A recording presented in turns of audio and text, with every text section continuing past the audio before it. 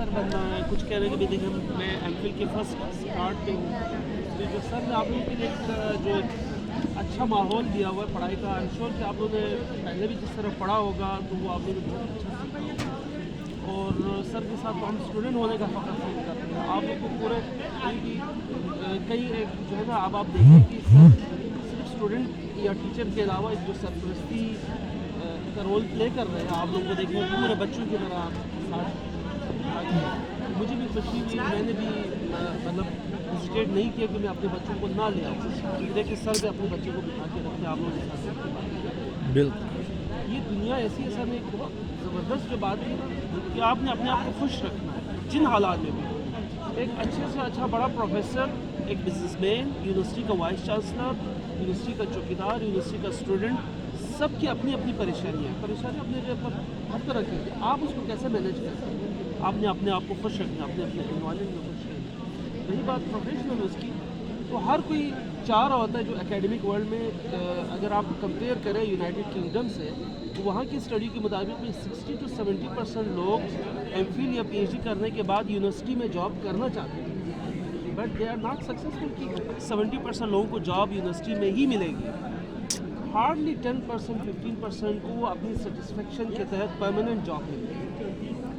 इसका ये मतलब नहीं कि बाकी लोग कामयाब नहीं हैं।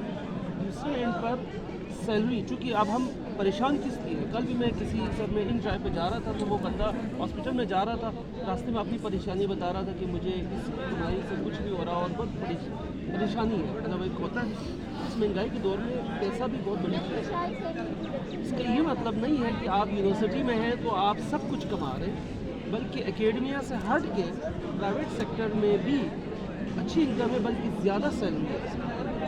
पिछले 2 दिन पहले मैं अपने दोस्त के वालिद की फौतगी पे ताज़ियत के लिए गया था पुल पे। उसने कोई एमफिल नहीं किया हुआ, सिर्फ मास्टर्स किया हुआ है, and he is now an advisor in European जो एरasmus वाला है वहाँ पे मेरा क्लास में। और वो ब्रिटिश काउंसिल में जब जॉब कर रहा था, उसका 3 times ज़्यादा गुना ऑफ़र आके अभी बेल्जियम में जॉब कर रहे थे। यानी उसने एमफिल भी नहीं किया, पीएचडी भी नहीं किया, और मेरा क्लास फेलो था। ठीक है जी। मैट्रिक के बाद उसने इंटरमीडिएट किया और प्राइवेटली बीबीए किया या कहीं से बीबीए कर लिया, उसके बाद कहीं एनजीओ में कहीं जॉब की, लेकिन उसकी इतने अच्छे और जो क्वालिटीज़ थी, स्किल्स थी, वो मुझसे कोई 10 गुना ज़्यादा सीख गया। लेकिन वो अपनी जगह पर खुश है, मैं अपनी जगह पर खुश हूँ।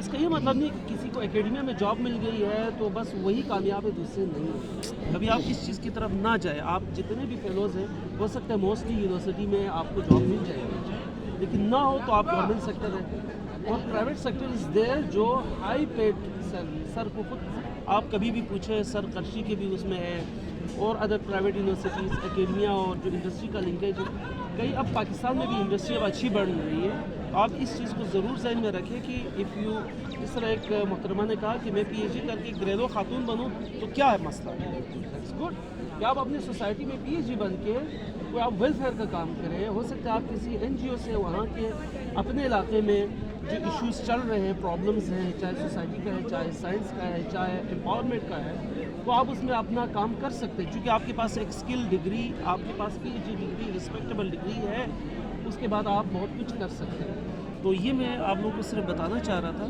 कि सितारों से जहाँ, सितारों से आगे जहाँ और भी है। ठीक है, हमारे वहाँ के एक शायर ने शेर में कहा है कि चारों तरफ पहाड़ी सिलसिले और बीच में हम, जो हमारे गिलगित बल्तिस्तान में हर तरफ पहाड़ ही पहाड़ है।